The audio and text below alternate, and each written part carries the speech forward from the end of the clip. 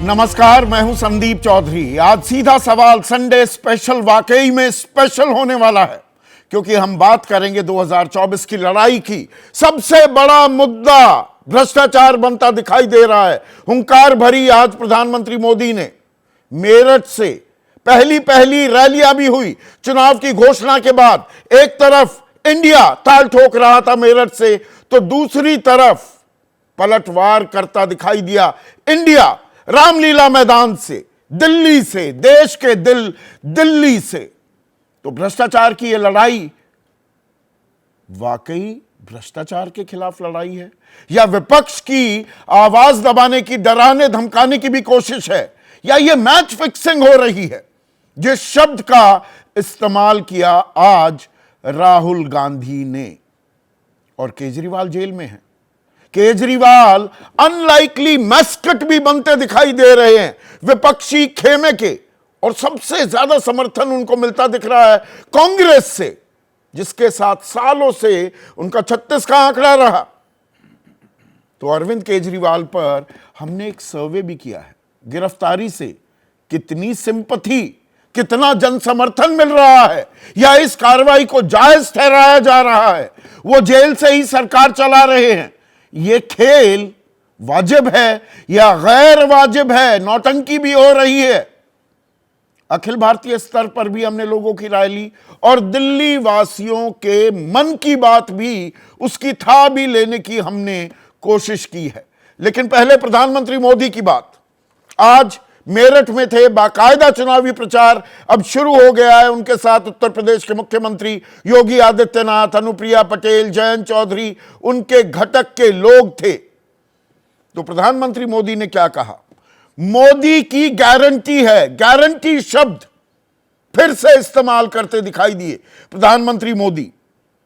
भ्रष्टाचार हटाओ, वो कहते हैं भ्रष्टाचार बचाओ, फैसला आपको करना है। कि कहीं बिस्तर, कहीं दीवारों से नोटों के ढेर निकल रहे हैं, वॉशिंग मशीन से ढेर निकल रहे हैं, और मैं पीछे हटने वाला नहीं हूं। यानी कि एक बात साफ कर दी प्रधानमंत्री मोदी ने, भ्रष्टाचार इस चुनाव का सबसे बड़ा मुद्दा रहने वाला है। और उन्होंने कहा यह कार्रवाई रुकेगी नहीं। यानी कि अभी विपक्ष जो आरोप लगा रहा है कि हमारे ही नेताओं को जेल भेजना है, तो वो सिलसिला अभी खत्म नहीं होगा, वो थमेगा भी नहीं। और इसी में एक बयान राहुल गांधी का जो आज आया, उस पर निगाह डाल लेते हैं। नरेंद्र मोदी मैच फिक्सिंग से चुनाव जीतकर संविधान बदलना चाहते हैं। प्लेयर खरीदकर, कैप्टन को डराकर, अंपायर पर दबाव डालकर और ईवीएम के दम पर 400 पार का नारा लगा रहे हैं, जबकि हकीकत में सब मिलाकर भी वो 180 पार करने की हालत में नहीं है। कभी नीतीश कुमार कहते थे 200 से नीचे ला देंगे, 100 से भी नीचे ला देंगे। अभी तक कांग्रेस ये बात नहीं कह रही थी। अब बाकायदा एक तरफ प्रधानमंत्री मोदी अब की बार 400 पार, और राहुल गांधी कह रहे हैं 180 भी पार नहीं कर पाएंगे। विपक्षी खेमे के तमाम लोग आज मंच पर मौजूद थे।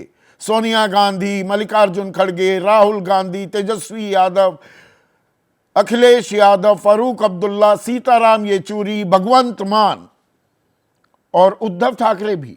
उद्धव ठाकरे ने क्या कहा? देश का नारा है अब की बार बीजेपी तड़ी पार।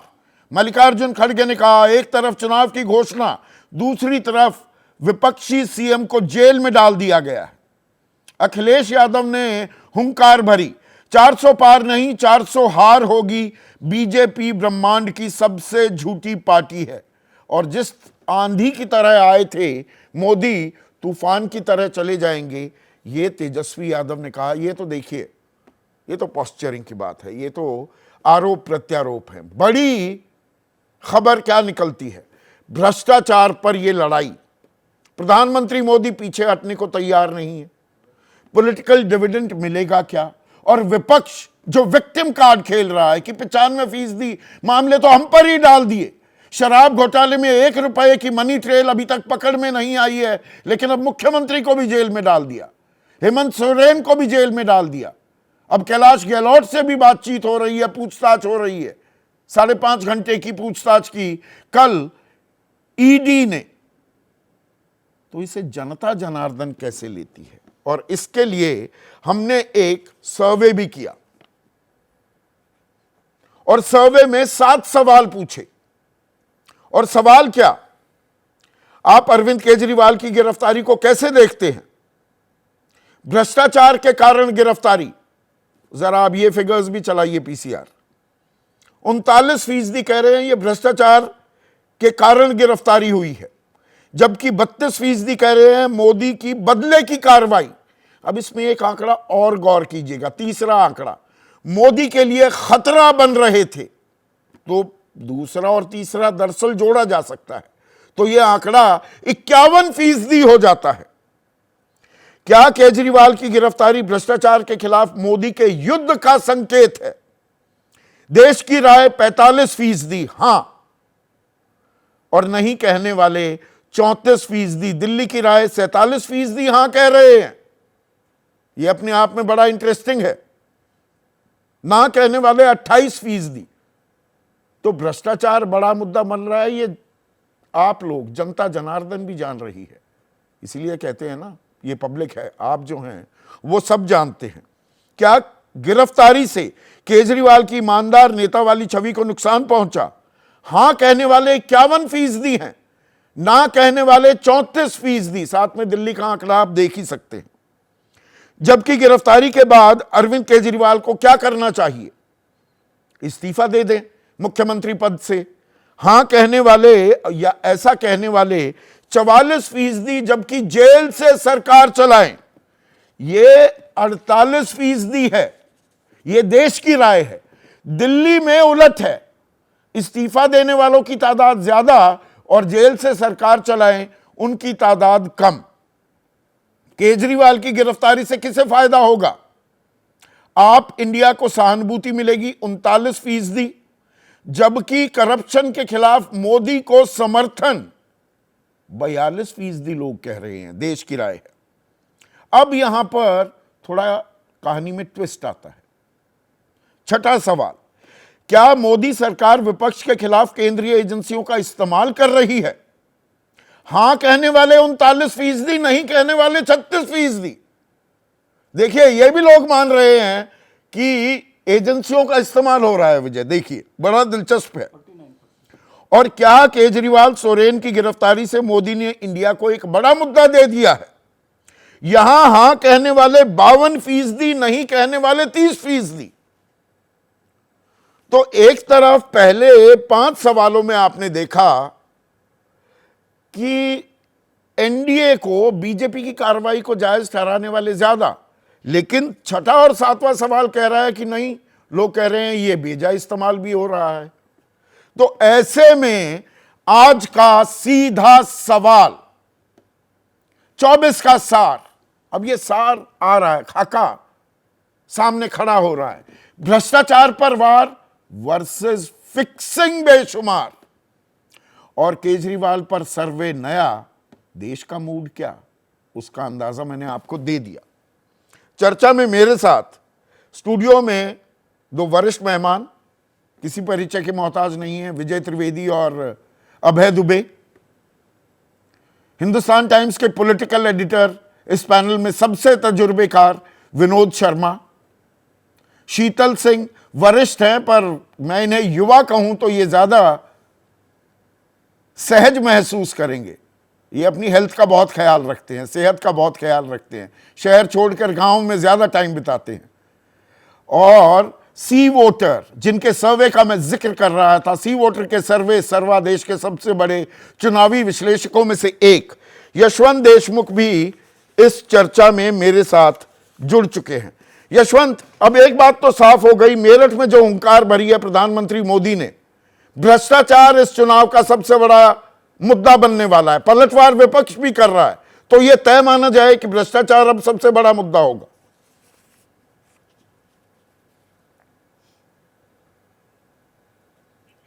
अनम्यूट कीजिए यशवंत। माफी चाहता हूं, आपको आवाज है मेरी? हाँ, लाउड एंड क्लियर। जी संदीप, मेरे ख्याल से एक ये इलेक्टोरल बॉन्ड के बाद में जो विपक्ष के पास में एक मुद्दा आने की उम्मीद थी कि नहीं, इलेक्टोरल बॉन्ड को वो भ्रष्टाचार और भ्रष्ट आचरण के साथ में किसी तरह जोड़ करके एक मुद्दा बनाए। मुझे लगता है कि ये प्रीएम्प्टी नहीं है, बल्कि बड़ा ऑफेंसिव तरीके से उसकी दिशा में प्रहार है। मतलब मैं अगर इसे एक सेकंड के लिए बीच में रोक रहा हूं, अभी तक प्रधानमंत्री मोदी विपक्ष को अपनी पिच पर खिलाते आए हैं 10 साल। बीच में 4 महीने पहले ऐसा लगा विपक्ष अपनी पिच पर खिला रहा है। इस बार प्रधानमंत्री मोदी क्या कह रहे हैं कि अच्छा तुम इस पिच पर मुझे खिलाना चाहते हो, लाओ इसी पिच पर आकर मैं खेलता हूं। भ्रष्टाचार पर ही खेलते हैं।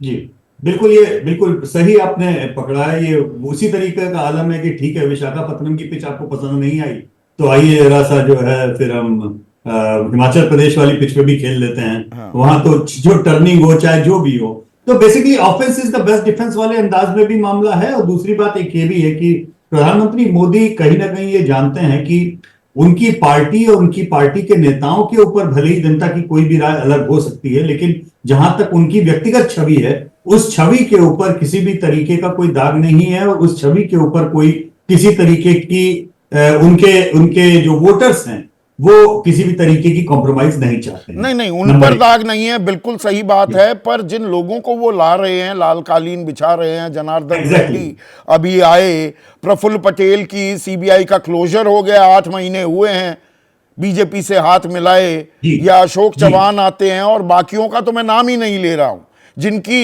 ईडी की कार्रवाई 21 की सूची कल कांग्रेस ने डाली थी। तो अपनी पर्सनल इंटेग्रिटी स्टेक पर लगाने के लिए तैयार हैं प्रधानमंत्री मोदी। मेरे ख्याल से वो काफी हद तक ये कर रहे हैं। और मुझे ये भी लगता है कि इन चीजों का ये भी नहीं है संदीप की पब्लिक के बीच में रिएक्शन नहीं है, कि जिस तरीके के लोग बीजेपी ने अपने साथ में लिए हैं और जो वॉशिंग मशीन की तरह से इस्तेमाल हुआ है। लेकिन इतना ही अंतर है कि जब हम इसके ऊपर सवाल पूछते हैं तो अधिकांश जगहों पे रिएक्शन उसका लोकल पॉलिटिक्स के उसमें निकलता है, केंद्रीय पॉलिटिक्स के उसमें नहीं निकलता। अब इसको आप जिस तरीके से चाहे आप एनालाइज करें, कहावत भी है ना, बद से बदनाम बुरा। खेल ये भी हो रहा है कि भाई आरोप लगा दीजिए, चुनाव हो जाएगा पहले कि अरे भ्रष्टाचारी भ्रष्टाचारी। वो तो अजित पवार को और हसन मुशरीफ को, छगन भुजबल सबको कहा गया था कि नेचुरली करप्ट पार्टी है ये। 70,000 करोड़ का आरोप लगा था। तमाम आरोप लगे। हाँ। तमाम आरोप लगे। इतना ही नहीं, जितने उनके पास में बड़े नेता उन्होंने आयात किए अपने यहाँ पर, उनमें भी कहीं ना कहीं आरोप लगे। और आरोप लगने के बाद में पार्टी में आने के बाद में हटाया गया, ये बात भी जनता देख रही है।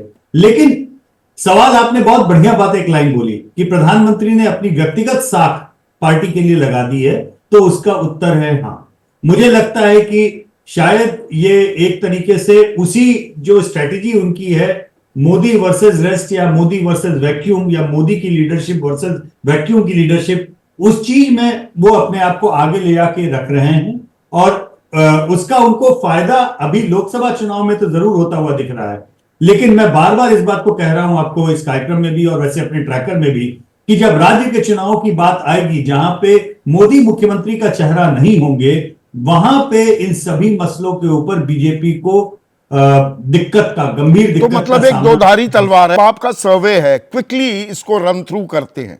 अरविंद केजरीवाल की गिरफ्तारी को आप कैसे देखते हैं? गिरफ्तारी भ्रष्टाचार के कारण 39%, और दिल्ली में 48% लोग ये कह रहे हैं। बिल्कुल, और बिल्कुल, मोदी की बदले की कार्रवाई 32% अखिल भारतीय स्तर पर, दिल्ली में कम। मतलब दिल्ली में गिरफ्तारी की गूंज नहीं है, वो गूंज है भी तो बीजेपी के पक्ष में। देखिए, अरविंद केजरीवाल एक ब्रांड के रूप में इंडिया में इतना उभरे बचे हुए में कि एक समय उन्होंने राहुल गांधी की रेटिंग खा ली थी, और 1 साल पहले हमारे सर्वेज में वो ऑलमोस्ट राहुल गांधी की रेटिंग के बराबर आ गए थे विपक्षी नेताओं के बीच में। लेकिन दिल्ली के आंकड़े जो अलग आपको दिख रहे हैं संदीप, उसका एक बहुत बड़ा कारण है। उसका कारण ये है, जब हमने इसमें पार्टीगत हम देखते हैं तो विपक्ष के वोटर क्या कह रहे हैं, कांग्रेस के वोटर क्या कह रहे हैं, ये बड़ा इंटरेस्टिंग उसमें ऑप्शन हमने क्रॉस टैप करके देखा। और फिर एकदम से ये बात समझ में आई कि पिछले 1, 1.5, 2 साल से दरअसल अरविंद केजरीवाल के खिलाफ दिल्ली में असली लड़ाई, सबसे ज्यादा जो आक्रामक ढंग से लड़ाई, वो तो कांग्रेस के नेता लड़ रहे थे। और अजय माकन ने दिल्ली में शराब घोटाले और अरविंद केजरीवाल, सबसे पहले तो कांग्रेस ने उठाया था ये मुद्दा। एग्जैक्टली उन्होंने जितनी एग्रेसिवली इस मसले पे प्रेस कॉन्फ्रेंस की और ये मुद्दा उठाया था, उसमें अगर कांग्रेस के बड़े सिंपैथाइजर, बड़ी तादाद में जो वोटर है, वो अरविंद केजरीवाल के लिए पॉजिटिव फीलिंग नहीं रख रहे हैं, तो इसमें कोई आश्चर्य करने की बात नहीं। पर ये 25 मई को चुनाव है दिल्ली में। जी, दिल्ली में नहीं 25 मई को अलायंस भले ही चुनाव कर है। लिया हो संदीप, ये संदीप 50 दिन अलायंस बहुत भले ही कर महत्वपूर्ण लिया होने हो। वाले हैं। जी, बहुत महत्वपूर्ण होने वाले हैं, लेकिन ये बात उतनी ही सच है कि जब से अरविंद केजरीवाल मुख्यमंत्री बने हैं, देश की राजधानी में अगर उनके खिलाफ सबसे ज्यादा एग्रेसिवली किसी ने प्रचार किया है, शराब घोटाले को लेकर के प्रेस कॉन्फ्रेंस की है, तो दरअसल वो कांग्रेस के नेताओं ने की है। ठीक है, दूसरा और तीसरा सवाल जो है यशवंत, क्या केजरीवाल की गिरफ्तारी भ्रष्टाचार के खिलाफ मोदी के युद्ध का संकेत है? देश की राय 45%, दिल्ली की राय 47%। नहीं कहने वाले देश की राय 34%, दिल्ली की 28%। यहां और नीचे आता है। और तीसरा सवाल, क्या गिरफ्तारी से केजरीवाल की ईमानदार नेता वाली छवि को नुकसान पहुंचा? हां कहने वाले दोनों जगह, देशव्यापी स्तर पर भी और दिल्ली में 50% से ऊपर 51 और 56। तो केजरीवाल की छवि पर डेंट ये अभी तात्कालिक है या ये आगे के लिए भी नुकसान पहुंचाएगा? हमें लगता है कि हमें ट्रैकर्स लगातार कर पे इस सेंटिमेंट पे एक निगाह बना के रखनी पड़ेगी। मुझे लगता है कि हो सकता है कि अभी ये तात्कालिकता का मामला भी है। जब तक दिल्ली असेंबली इलेक्शन का मसला आएगा, तब तक ये मसला इसी तरीके से बना रहेगा। इसमें मुझे अभी फिलहाल संदेह संदीप इसलिए दिख रहा है क्योंकि दिल्ली भाजपा के अंदर एक भी नेता ऐसा नहीं है जो अरविंद केजरीवाल के विकल्प। पर अभी तो लड़ाई 24 की है ना। गिरफ्तारी के बाद अरविंद केजरीवाल को क्या करना चाहिए? इस्तीफा दे दे, 44% कह रहे हैं ऑल इंडिया लेवल पर, और जेल से सरकार चलाए 48% कह रहे हैं, और यहां पर 48% दिल्ली वासी कह रहे हैं कि इस्तीफा दें, और 46%। आंकड़ा पलट जाता है। जी पलट जाता है, लेकिन बहुत बड़ा एक हिस्सा है जो कह रहे हैं नहीं वो जेल से सरकार चलाए और लड़ाई करे। क्योंकि आपको याद होगा संदीप, अपने एक और स्नैप पोल में हमने 2-3 बार इसको ट्रैकर में पूछा है कि क्या ईडी और एजेंसीज का दुरुपयोग हो रहा है या उनका राजनीतिक उपयोग हो रहा है। तो बड़ी तादाद में दिल्ली में भी और बाहर भी, मैं ये सवाल भी ले लेता हूं, ये सवाल भी साथ में जोड़ देता हूं, क्या मोदी सरकार विपक्ष के खिलाफ केंद्रीय एजेंसियों का इस्तेमाल कर रही है? देश की राय 49% और दिल्ली की राय 46%। नहीं कहने वाले 36 और 42, यानी कि लगभग आधी आबादी देश की ये मान रही है कि ये बेजा इस्तेमाल है केंद्रीय एजेंसियों का। और उसके साथ जो आखिरी सवाल था आपका, क्या केजरीवाल सोरेन की गिरफ्तारी से मोदी ने इंडिया को एक बड़ा मुद्दा दे दिया है? हां कहने वाले अखिल भारतीय स्तर पर 52%। तो लोग ये मान भी रहे हैं कि बेजा इस्तेमाल भी है और फायदा भी होगा। तो ये दुधारी तलवार है। मैंने ये सवाल पहले पूछा, फिर पूछ रहा हूं बीजेपी के लिए। बहुत बड़ी दुधारी तलवार है, और दुधारी तलवार में प्रधानमंत्री मोदी ही फ्रंट फुट पे बैटिंग करके इसको अपनी साख के ऊपर लेकर के आगे जा सकते हैं।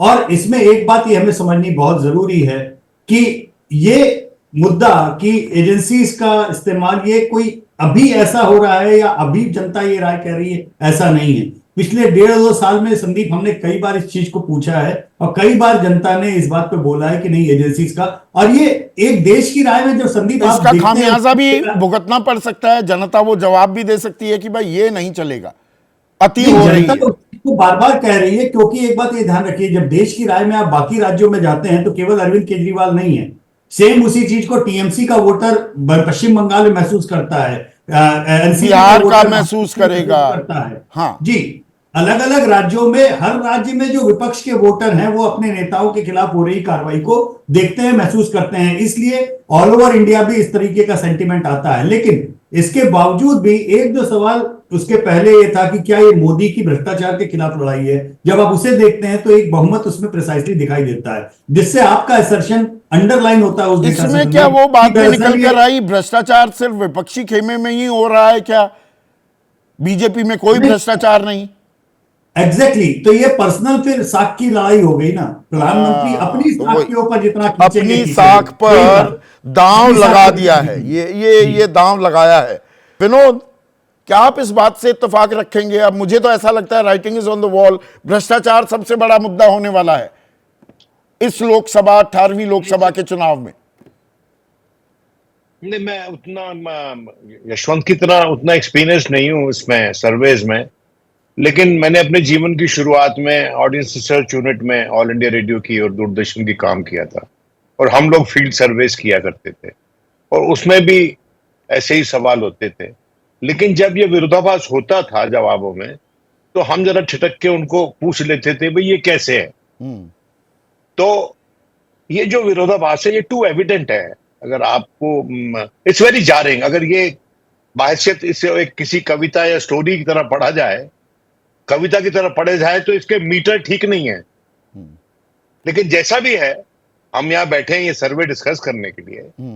तो मेरा ये मानना है कि अभी तो पार्टी शुरू हुई है, आज ही शुरू हुई है ना, और पहली बार सारे लाइन लगा के खड़े थे वहां, और पत्नियां थी 4 वहां पर बैठी हुई। हाँ। 4 नेताओं की पत्नियां थी वहां।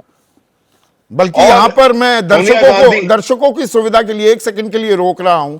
जो महिला पावर विपक्षी खेमे की तरफ से सोनिया गांधी थी मंच पर, प्रियंका गांधी आतिशी मंत्री हैं दिल्ली सरकार में, सुनीता केजरीवाल अरविंद केजरीवाल की धर्मपत्नी, कल्पना सोरेन हेमंत सोरेन की धर्मपत्नी, महबूबा मुफ्ती, वृंदा करात और सागरिका घोष पत्रकार थी अभी कुछ दिनों पहले तक, अब राज्यसभा सांसद हो गई है। जी विनोद। हाँ, तो और आप देख रहे थे कि बड़ी अच्छी घनिष्ठ बात हो रही थी सुनीता केजरीवाल और सोनिया गांधी के बीच में, और आप कह रहे थे लगता है कि लगभग ये आम आदमी पार्टी के हित में है। देखिए, this is real time perception आज के दिन, क्योंकि ये रैली जो है, इसको बनाने में, इसको ऑर्गेनाइज करने में मुख्य रोल आम आदमी पार्टी का था, और बाकी लोग निमंत्रित थे।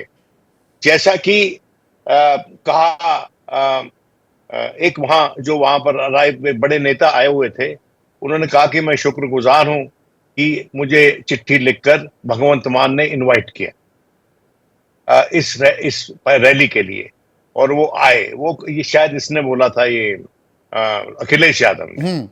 अब बात यह है कि ये लोग इकट्ठे हो गए हैं उसी तरह से जिस तरह से शुरू में जिस जज्बे से इकट्ठे हुए थे, और बाद में विवाद हो गए थे टिकट्स पे, और भारतीय जनता पार्टी ने कुछ पीछे के दरवाजे खटखटाए थे।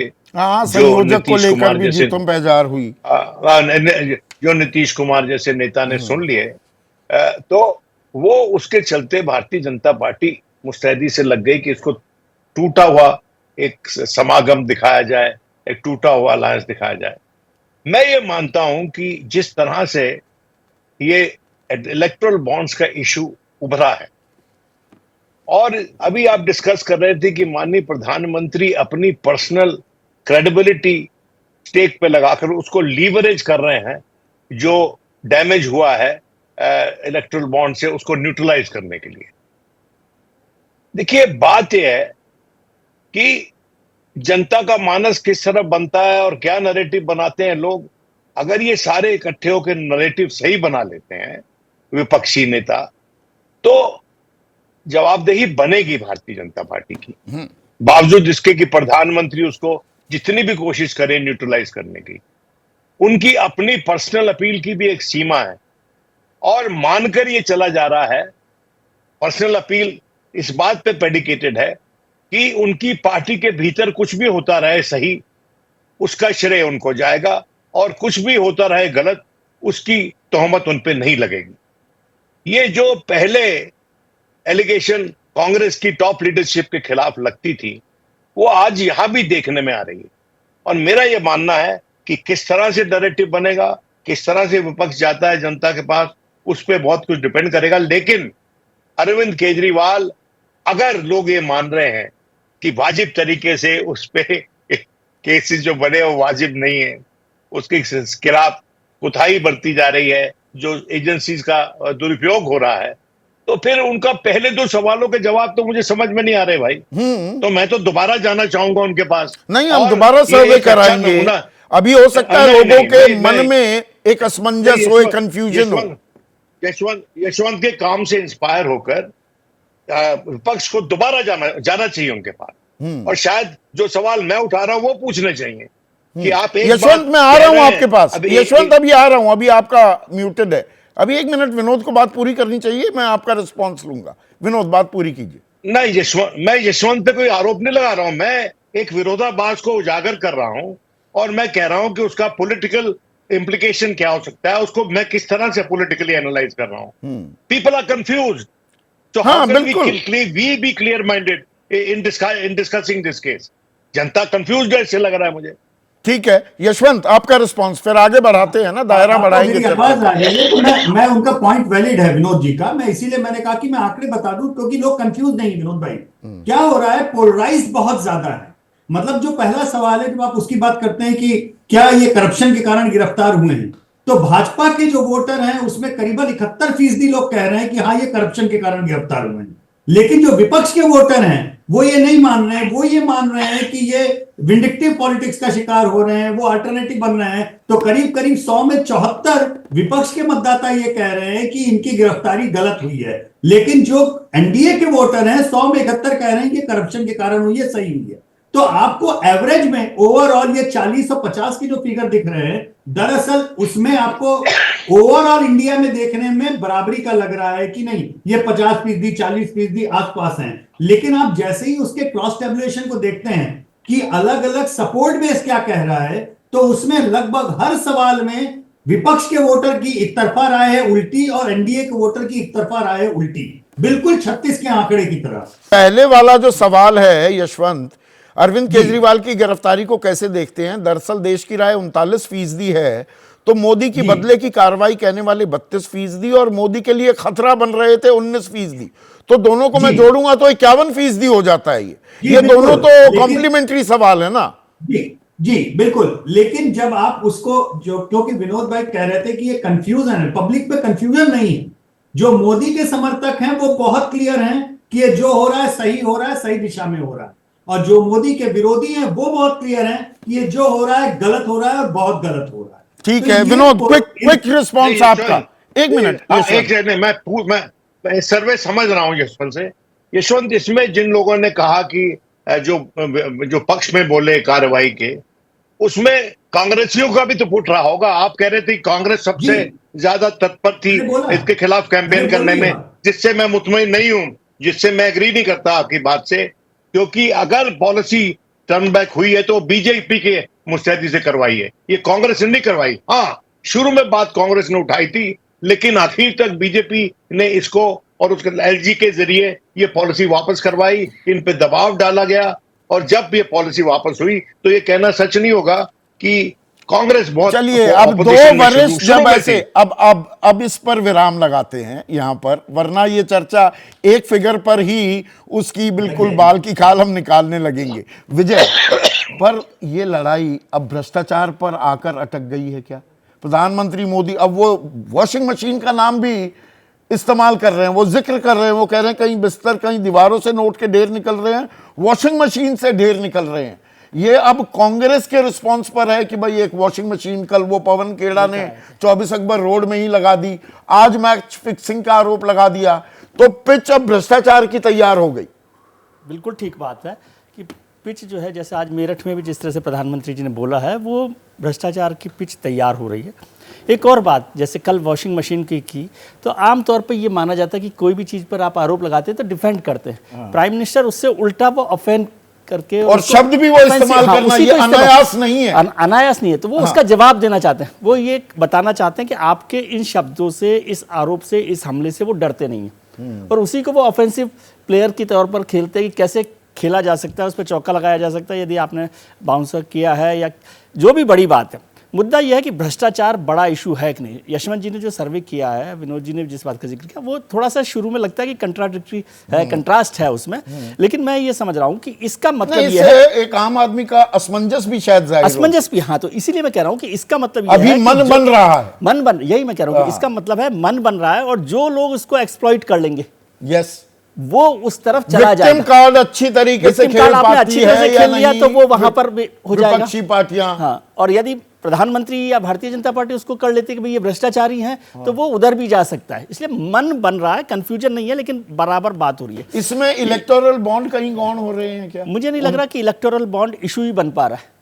गौणी है। जबकि असल में ये पूरी पिच की तैयारी इलेक्टोरल बॉन्ड से, इलेक्टोरल ये बॉन्ड 21 मार्च से शुरू हुआ ना खेल जी। 5 बजे तक ईसी को पूरा लेखा जोखा एसबीआई ने दे दिया। काफी ना नुकुर के बाद, डंडा चलने के बाद, फटकार के बाद सुप्रीम कोर्ट की उन्होंने वो जानकारी दी और वो अपलोड हो रही थी और उधर डाउनलोड हो रहे थे ईडी की हिरासत में केजरीवाल। सर आज जब पूरी रैली हुई है, मैं कह रहा हूँ कि अभी हम लोग चर्चा कर रहे थे कि ये जो आज दिल्ली में रैली हुई इंडिया गठबंधन की, वो बहुत लंबे समय बाद एक मजबूत सी रैली मैं देख रहा हूँ कि जिसमें सारे लोग वहाँ मौजूद थे। लेकिन क्या वहाँ पर इलेक्टोरल बॉन्ड को इशू बनाया? नहीं बनाया गया। उस तरह से उस पर चर्चा ही नहीं हुई है कि जिसको इसका मतलब है इलेक्टोरल बॉन्ड पर वो बहुत डिफेंसिव मोड में खेल रहा है विपक्ष, ऐसा मुझे लगता है। नहीं तो आज पूरा इशू नहीं, इलेक्टोरल वैसे बॉन्ड, केजरीवाल ने तो राउज एवेन्यू कोर्ट में खुद अपनी नहीं, वहाँ दलील नहीं, आज पेश जो- करते हुए आज- बताया। आज सारे वो तो इंडिया शरद गठबंधन रेड्डी का के- नाम ले रहे हैं कि आज भाई सारे- 55 करोड़ बीजेपी को दिए, मेरे खिलाफ कार्रवाई हो रही है तो मैं तो कह रहा हूं, बीजेपी सर, के वो खिलाफ इशू भी है, करो। लेकिन मैं कह रहा हूँ आज इंडिया गठबंधन ने उसको उस तरह से प्ले अप नहीं किया। इसका मतलब क्या है? फिर प्रधानमंत्री जी को देखिए कि प्रधानमंत्री जी की गांधीनगर से दिल्ली में एंट्री कब होती है? जब वो 2014 में, 2013 में मनमोहन सिंह सरकार के भ्रष्टाचार को इशू बनाकर आते। भ्रष्टाचार ही बड़ा इशू था ना 2014 में।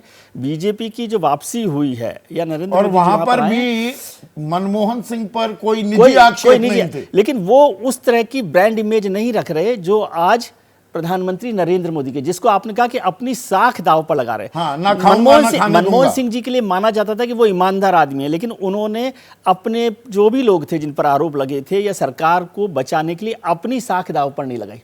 प्रधानमंत्री ने अपनी साख नहीं, दांव पर गठबंधन लगाई। मजबूत करने के लिए जनार्दन रेड्डी भी आ रहे हैं, जो नहीं, सब आ रहे रहा हैं, है, इसकी आने चर्चा सब दो। लोग कर रहे हैं। मैं हाँ। ये कह रहा हूं कि उससे प्रधानमंत्री पर, ये भी तो एक बड़ी बात है ना सर, इसको आप चाहे कैसे भी देखिए कि 10 साल कोई सरकार लगातार रही हो और प्रधानमंत्री पर या उस सरकार पर, इवन सरकार पर भी कोई भ्रष्टाचार के बड़े आरोप नहीं लगे हैं कि कोई 4 मंत्री आप बता दें जिन पर आरोप लगे हों जो 2011-12 तक आते आते नहीं, हुए थे। निर्मला सीतारमण देश की वित्त मंत्री हैं, उनके पति जाने मैं माने माहौल की बात अर्थशास्त्री कर हैं, रहा हूं, वो सर। कह रहे हैं इलेक्टोरल बॉन्ड तो आजाद भारत का सबसे बड़ा स्कैम। मैं केवल ये निवेदन कर रहा हूँ फैक्ट्स पर तो जो हो रहा है, परसेप्शन में क्या हम ये बना पाए हैं कि ये सरकार करप्ट सरकार, बल्कि ये तो उल्टा हो रहा है। मेरे ख्याल से आजाद हिंदुस्तान के इतिहास में पहली बार होगा कि विपक्ष के जितने राजनेता हैं वो भ्रष्टाचार के मामले में फंसे हुए या आरोप लगाकर सरकार जो है उस पर और खेल रही उसमें है, सरकार उस पर खेल रही है, काफी तादाद में लोग उसका समर्थन भी कर रहे समर्थन हैं। कर रहे हैं। और जबकि स्थिति यह है कि जो सर्वे में भी दिखा है यशवंत जी के, और आमतौर पर सर्वे ना भी हो तो भी ज्यादातर लोग मानते हैं कि आज ईडी, सीबीआई या जो भी इन्वेस्टिगेटिंग एजेंसी है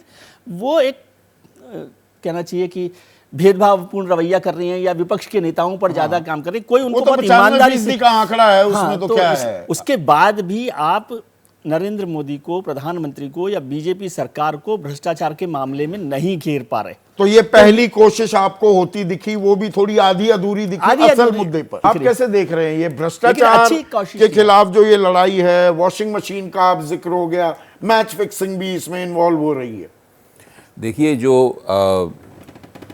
विनोद जी में और यशवंत जी के बीच में जो चर्चा हो रही थी उससे मैं बड़ा लाभान्वित हुआ हूँ और मेरा थोड़ा दिमाग का बल भी उस चर्चा को सुन के जला है। ये पहली बार मैं सुन रहा हूँ एक सर्वे के संदर्भ में कि जो विपक्ष का वोट है वो किसी मुद्दे के ऊपर पोलराइज हो रहा है। आज तक मोदी जी की जीत का सबसे बड़ा रहस्य यही था कि मोदी जी को जितने वोट मिलने होते थे वो तो मिल ही जाते हाँ, थे, तय थी। तय थे, हर बार पोलराइज हो जाते थे उनके पक्ष में, लेकिन विपक्ष का वोट बिखर जाता था। अब मोदी जी जिस मुद्दे को केंद्रीय मुद्दा बनाना चाहते हैं, बना आपके रहे हैं, मुताबिक इसमें तो बना शक नहीं रहे है ना हैं, हम। साफ दिख रहा है, साफ दिख रहा है। खुद वो खुद ही कह रहे हैं, बार बार कह रहे हैं और विभिन्न मंचों से कह रहे हैं, उस मुद्दे के ऊपर विपक्ष का वोट उनके खिलाफ पोलराइज होता हुआ इस सर्वेक्षण में दिखाई पड़ रहा है। ये एक बिल्कुल नई बात है जो मैंने पहली बार पिछले 10 साल में देखी है। तो इससे मेरे दिमाग का लामबंदी होते हुए किसी जी, मुद्दे जी, पर। एक मुद्दा ही अपने आप में उनको पोलराइज कर रहा है। ऐसा नहीं है कि विपक्ष ने कोई बड़ा मेहनत की है और गली गली और दरवाजे दरवाजे जाके उन्होंने दस्तक दी, नहीं। मुद्दा ही इस किस्म का है कि जो विपक्ष के भाजपा विरोधी वोट जो है, मोदी विरोधी वोट जो है ना, जो इंडिया गठबंधन का वोट है, वो ध्रुवीकृत हो रहा है एक मुद्दे के ऊपर। प्रीएम्प्ट भी किया क्या प्रधानमंत्री मोदी ने कि इलेक्टोरल बॉन्ड मुद्दा ना बन जाए, भ्रष्टाचार पर और आगे तेजी से कार्रवाई उसमें करवाई कई पहलू जाए। हैं। देखिए, उसके अंदर इसमें कई पहलू हैं। कर्नाटक का एंगल भी आ जाता है बिल्कुल। क्या? देखिए, जब कर्नाटक चुनाव में मोदी जी प्रचार कर रहे थे, उन्होंने जबरदस्त प्रचार किया, मन से उन्होंने 80% भ्रष्टाचार का आरोप भी विपक्ष के ऊपर लगाया। पर वो- विपक्ष 40% सरकार का कह रहा था, हाँ। उन्होंने 80% वो लगाया ऐसा और चस्पा बजरंग बली हुआ के नारे और लगाए। 10 सालों में पहली बार था कि भ्रष्टाचार का आरोप जी, जी, जी। बीजेपी की जी, किसी जी। सरकार पर तो चस्पा हुआ। वहां पर उनके देखते देखते भ्रष्टाचार के आरोप में भारतीय जनता पार्टी जम के वहां पर चुनाव हार गई और कांग्रेस काफी अच्छी तरीके से जीती चुनाव। दुगनी से ज्यादा तो सीटें मेरे जीती ख्याल से कांग्रेस ने। वो मोदी जी के दिमाग में कहीं रजिस्टर हुई ये बात। दूसरी, जो अरविंद केजरीवाल की गिरफ्तारी के बाद में ये जो 2-3 अंतर्राष्ट्रीय शक्तियों द्वारा उसकी तरफ ध्यान खींचा जर्मनी, गया, भले ही जवाब है, अमेरिका, उन्होंने अपनी तरफ से नहीं कहा, उनसे सवाल पूछे गए थे, ईमेल गई थी, उसके जवाब में उन्होंने बात कही है। वो भी एक चीज है जो कि मोदी जी को चौंकाती है। तो इसकी वजह से मोदी जी इसी मुद्दे के ऊपर आगे बढ़कर अपनी निजी साख जो है, जिसकी जो कलंकित नहीं है अभी तक, उसको दांव पर लगा रहे हैं। ये यशवंत जी की बात बिल्कुल सही है। यशवंत जी की ये भी बात सही है जब उन्होंने भाजपा समर्थक और भाजपा विरोधी वोटरों का जो तखमीना बताया, जो इस सर्वे में साफ तौर पर दिख नहीं रहा है, लेकिन उन्होंने बताया अपने ट्रैकर की मदद लेकर, उससे लग रहा है कि भ्रष्टाचार के मुद्दे पर, अगर चुनाव भ्रष्टाचार के मुद्दे पर हुआ तो भाजपा विरोधी वोट एकजुट होकर एक जगह पड़ेगा। जो भारतीय जनता पार्टी को हराने वाला उम्मीदवार होगा उस तरफ जा सकता है, इसकी संभावना है। और यह भाजपा के लिए एक भीषण अंदेशा है। भीषण अंदेशा है। बिल्कुल, क्योंकि भाजपा विरोधी वोट तो भाजपा समर्थक वोटों से मात्रा में, संख्या में बहुत ज्यादा है। ये तो भाजपा वाले भी खुद मानते हैं। अब यहां पर देखिए, चर्चाओं में अमूमन क्या होता है दर्शकों, हमारा देश भी 2 हिस्सों में बटा हुआ है। एक है इंडिया, जिसका हिस्सा मैं भी हूं, शहरों में रहने वाला, बड़ी बड़ी सड़कें हैं, बिजली टाइम पे आती है, पानी टाइम पे आता है। एक है भारत। इंडिया गैलप कर रहा है, सरपट दौड़ रहा है विकास की राह पर ग्रामीण भारत अभी वो वहां पर अभी भी रुक रुक कर, थम थम कर विकास की डगर तैयार हो पाती है। और गांव से आजकल ज्यादा ताल्लुक है शीतल का। तो शीतल, जो हम ये चर्चा यहां पर कर रहे हैं और भ्रष्टाचार को लेकर गांव देहात में क्या गूंज है, ये सबसे बड़ा मुद्दा बनता दिख रहा है। ये तो दिल्ली में बैठे रणनीतिकार एनडीए के हों, इंडिया के हों, वो बनाते दिख रहे हैं। गांव में क्या गूंज है? गांव देहात में महंगाई और ये जो बेरोजगारी है, ये 2 वहां प्रमुख मुद्दे हैं। लेकिन ये जो मुद्दे शहरों से आते हैं, जैसे अभी ये इलेक्टोरल बॉन्ड का मुद्दा है, या अब आप कहें कि केजरीवाल की गिरफ्तारी का मुद्दा है, ये भी चौराहों पे अखबारों के जरिए और मीडिया के जरिए पहुंच जाते हैं, इन पे बातचीत शुरू हो जाती है। लेकिन जिस चीज पर वो ज्यादा बात करते हैं वो महंगाई और बेरोजगारी है, जो उनके जीवन से जुड़ी हुई है। और किसानी के संकट तो अनेक हैं और उनमें अनेक बातें उनके पास रहती ही हैं, लेकिन जिन बातों पर वो ज्यादा उद्वेलित होते हैं वो ये 2 चीजें हैं हमेशा, हर चुनाव में। इस चुनाव में ये मुद्दे हिंदी पट्टी के देहाती क्षेत्रों में, जैसे ये इलेक्टोरल बॉन्ड का मुद्दा है, क्योंकि इसमें टेक्निकलिटीज बहुत है, ये कहीं कहीं कुछ मुद्दे पहुंच रहे हैं, कहीं कहीं कुछ मुद्दों के अपभ्रंश पहुंच रहे हैं, कहीं कहीं कंफ्यूजन हो रहा है इससे। लेकिन इससे एक चीज होती हुई हर जगह नजर आ रही है, वो ये है कि एक पक्ष तो मोदी जी के साथ होगा, लेकिन बाकी सारा जो है वो भी किसी एक के ही साथ होगा। और ज्यादातर मामलों में वो इंडिया के साथ ने इशारा किया। जी जी जी। और इस जो आपने सर्वे दिखाया उसमें एक चीज बहुत महत्वपूर्ण है। देखिए, दिल्ली में भी 57% के आसपास बीजेपी को पिछले चुनाव में वोट मिला है। लेकिन आपके सर्वेक्षण के किसी सवाल में, मैं एक सवाल छोड़कर, एक आंकड़ा छोड़कर, किसी में मैं किसी आंकड़े को 50 पार करता हुआ नहीं देख रहा हूं। जबकि मोदी जी के पक्ष में इसके पहले के बहुत सर्वेक्षणों में मैंने ये पाया था कि वो आंकड़े आसानी से 50 पार कर जाते थे। और इनमें जो दोनों पक्ष हैं उनमें बहुत दूरी नहीं है।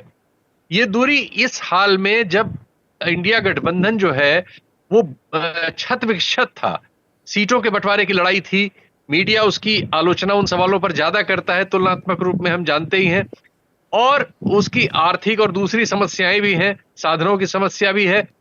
इसके बावजूद उसका इलेक्शन बन नहीं पा रहा था। लेकिन मुझे लग रहा है कि इन 2 घटनाओं से, सोरेन की गिरफ्तारी से तो नहीं, लेकिन केजरीवाल की गिरफ्तारी के बाद से अब इंडिया गठबंधन का कैंपेन पैदा हुआ है। कैंपेन पैदा हुआ। आम आदमी गांव देहात में कैसे देख रहा है? वहां चर्चा क्या है कि भाई अरविंद को बेजा इस्तेमाल कर सत्ता की ताकत का जेल में डाला गया है, या कुछ ना कुछ दाल में कुछ तो काला होगा भाई। 9 समन भी दिए गए पर वहां पेश नहीं हुए। दोनों तरफ अपने अपने तर्क हैं। देखिए, नहीं, मोदी जी लोकप्रिय हैं, मोदी जी का एक ऑडियंस बन चुका है।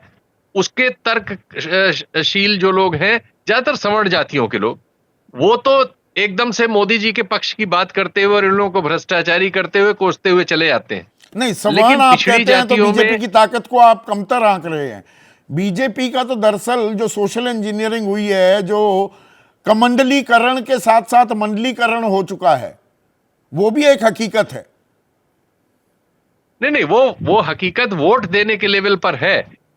तर्क के लेवल पर, चूंकि उनमें उनके जो सवाल हैं, जो जातिगत हैं और आर्थिक और सामाजिक कारणों से हैं, उन सवालों पर उनमें चर्चा ज्यादा होती है। वो जनरली कमेरा वर्ग है, वो काम करने वाले लोग हैं, बहुत तरह के कामों में लगे हुए लोग हैं। तो वो पंचायती बहस वगैरह के इलाकों में वो तुलनात्मक रूप में कम होते हैं या चुप होते हैं। वहां ज्यादातर बोलने वाले वही होते हैं जो आप कह सकते हैं कि इस समय की सत्ता के पक्ष में होते हैं। लेकिन जहां पर वो भी बोलते हैं दूसरे पक्ष के लोग, तो वो उनके अपने सवालों पर ही बोलते हुए मिलते हैं, चाहे वो जाति जनगणना का सवाल तो मतलब हो, आने वाले सामाजिक 2 न्याय का सवाल महीने, हो। हम 31 मार्च में बैठे हैं, तो 2 महीने, 4 जून को तो नतीजे आ जाएंगे, 1 जून को आखिरी चरण भी होगा। तो शीतल, अब समझा कौन पाएगा बेहतर? भ्रष्टाचार के खिलाफ ये विशुद्ध लड़ाई है, ये इसका राजनीतिक इस्तेमाल है, या विक्टिम कौन है, या दरअसल असल में भ्रष्टाचारी कौन है? अब समझाने की बात आएगी क्या? देखिए, ये तो तय है कि साधनों के हिसाब से, योजना बनाकर काम करने के हिसाब से और लोकप्रियता के अनुसार सब चीजें बीजेपी के पक्ष में है हिंदी पट्टी में। लेकिन उसका प्रतिवाद भी हमें अब दिखाई दे रहा है, पहले वो अनुपस्थित था। ऐसा नहीं लग रहा था कि कोई लड़ाई है, लग रहा था कि एकदम चलते हुए मोदी जी आएंगे, पार कर जाएंगे। लेकिन अभी मुझे लग रहा है कि राजस्थान की कई सीटों पर अब ये नजर आने लगा है, उत्तर प्रदेश में भी बहुत सारी सीटों पर, बहुत सारी, पहले तो मुझे लग रहा था 0 ही होने वाला है, लेकिन अब वो आप कह सकते हैं कि खतबदाहट अब शुरू है। और इसका असर मुझे 1 हफ्ते 10 दिन बाद कुछ इससे ज्यादा तो दिखेगा और जितना आज तस्वीर दिख रहा साफ है। होगी क्या? अभी तक तो दावों की बात थी, 400 पार ही लगातार बीजेपी की तरफ से ताल ठोकी जा रही थी। अब 180 तक सिमटा देंगे, ये राहुल गांधी ताल ठोक रहे हैं। और अब मुद्दे सामने आने लगे हैं। सबसे बड़ा मुद्दा भी क्या भ्रष्टाचार बनेगा, और उस पर राय डिवाइडेड है। अभय दुबे कह रहे हैं पोलराइजेशन विपक्षी खेमे में पहली बार होती दिख रही है। तो क्या ये बुरी खबर है, या प्रधानमंत्री मोदी की शख्सियत ऐसी है और उन्होंने अपनी साख जो दांव पर लगा दी है, उससे गेम बीजेपी के हक में जाएगा?